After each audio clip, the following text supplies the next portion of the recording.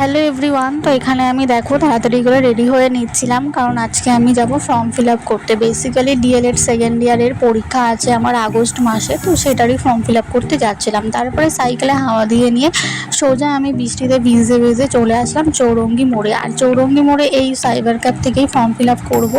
তো তখনও পর্যন্ত আমার বাকি বান্ধবীরা এসে পৌঁছায়নি। তো দেখো ফাইনালি ওরা বাসে করে চলে এসছে।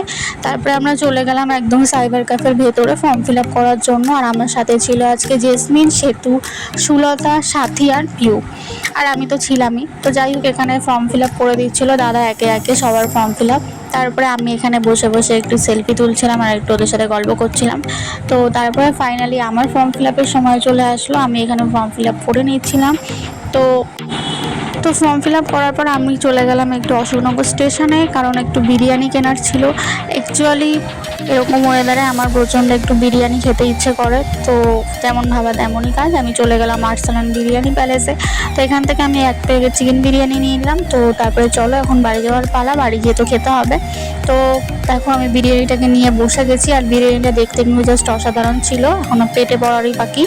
তো যাই হোক, এখানে আমি বসে গেছি বিরিয়ানিটা খেতে। আর সত্যি কথা বলতে এরকম ওয়েদারে গরম গরম বিরিয়ানি খেতে কিন্তু জাস্ট অসাধারণ লাগে। তো আমার মতন কে কে বিরিয়ানি খেতে পছন্দ করো সেটা অবশ্যই কমেন্ট করে জানিও। তো আজকের ভিডিওটা এই পর্যন্তই, দেখা হচ্ছে নেক্সট কোনো ভিডিওতে। বাই।